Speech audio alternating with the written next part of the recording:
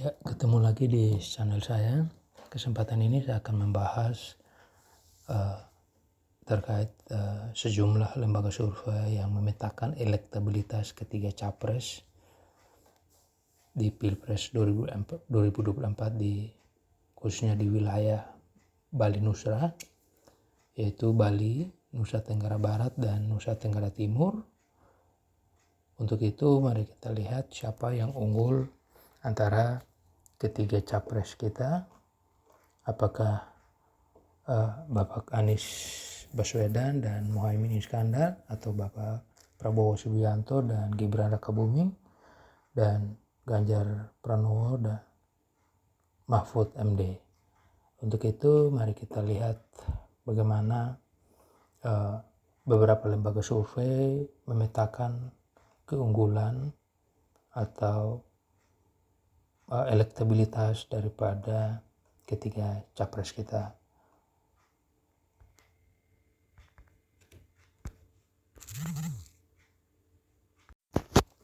Sebelum kita lihat hasil survei, mari kita lihat dulu daftar pemilih tetap di ketiga provinsi ini.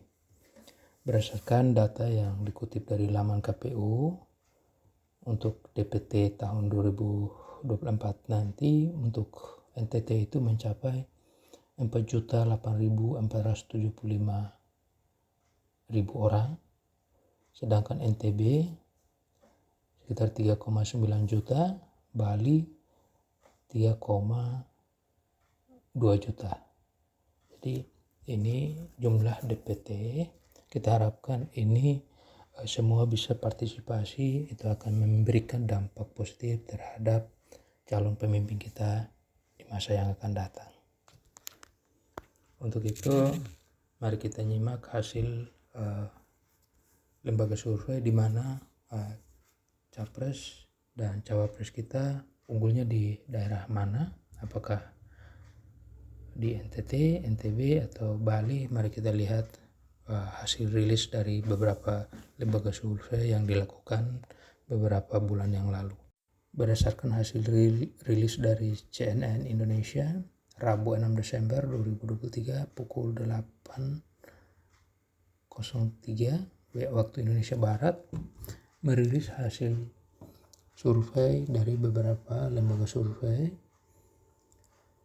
Misalnya dari Carta Politika itu melakukan survei sepanjang 26 hingga 31 Oktober ya, jadi beberapa bulan yang lalu, Oktober. Nah, kemudian melibatkan responden itu sebanyak 2.400 orang dengan metode multi-stage random sampling. Kemudian dilakukan wawancara secara tatap muka dengan toleransi kesalahan atau margin of error sekitar 2%. Nah, ini hasil hasil daripada lembaga survei dari Carta Politika. Ini mohon maaf ada kesalahan terkait margin of error. Yang 6% ini yang belum memilih. Ada kesalahan penulisan pada diagram ini. Berdasarkan diagram ini ternyata di wilayah Bali dan NTT dan NTB ini Ganjar unggul sebesar 49%.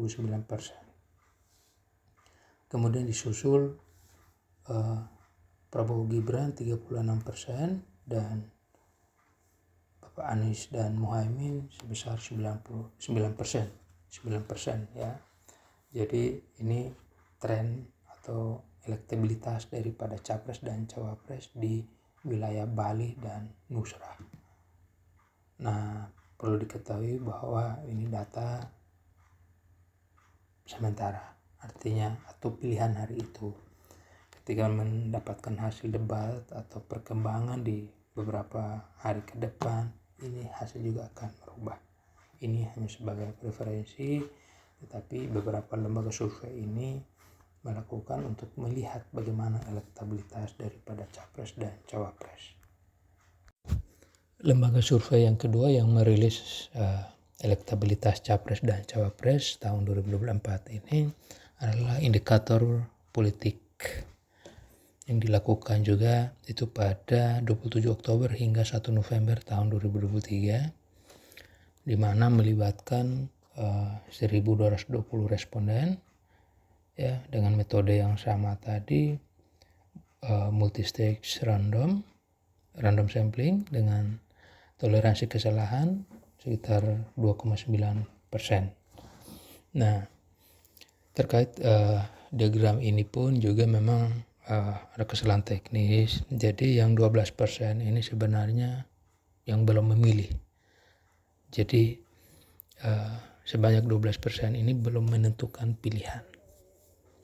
Nah, berdasarkan hasil lembaga survei daripada indikator politik, juga masih unggul atau yang mencapai tertinggi adalah Ganjar Mahfud sebesar 40%, ya sekitar 40%, dan Prabowo Gibran sekitar 38%, dan Anies Mohaimin 11%, sedangkan yang belum menjawab sebanyak 12%. Nah, tren ini ataupun angka-angka ini memang ada naik turunnya terhadap elektabilitas daripada capres dan cawapres kita. Kita harapkan adalah kita bisa menentukan pilihan kita bisa memilih siapa yang layak memimpin 5 tahun yang akan datang untuk memimpin bangsa Indonesia ini. Lembaga survei berikut yaitu LSI dilakukan sepanjang 16 sampai 18 Oktober tahun 2024 dengan responden sebanyak 1.229 melalui proses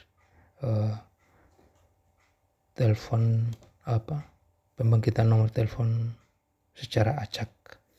Adapun margin of error itu sekitar 2,9% atau 3% pembulatan.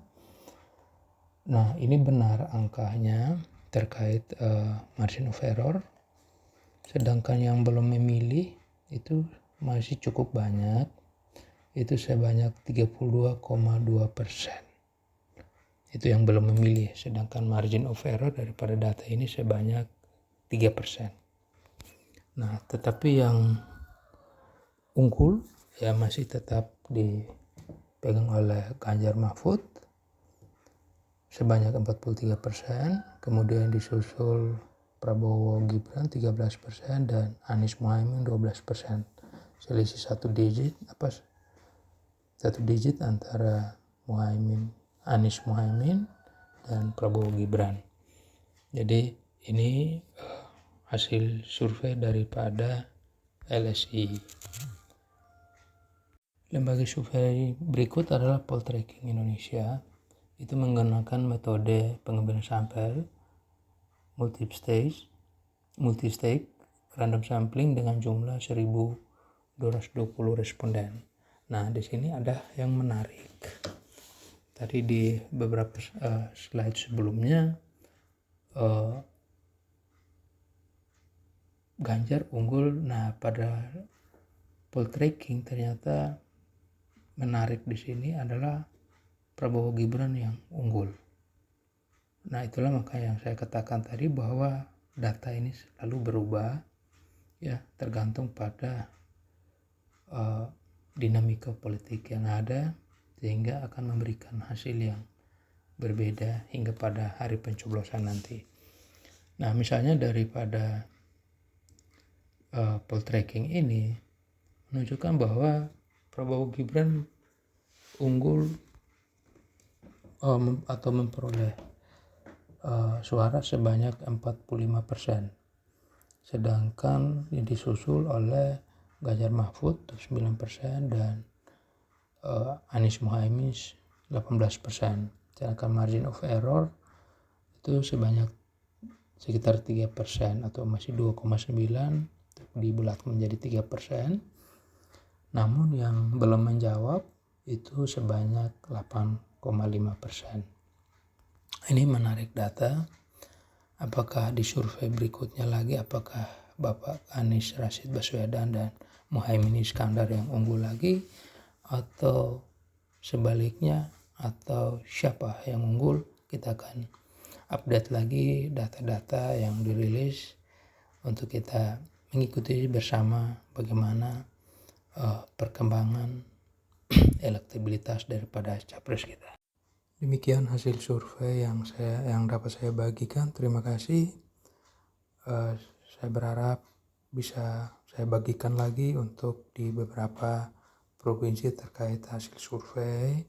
Mudah-mudahan beberapa media informasi atau media ataupun dari lembaga survei merilis lagi hasil terbaru untuk saya bisa sharing ini sebagai gambaran buat kita untuk menentukan bagaimana elektabilitas atau mendapatkan gambaran daripada elektabilitas daripada capres yang akan kita dukung nanti. Terima kasih.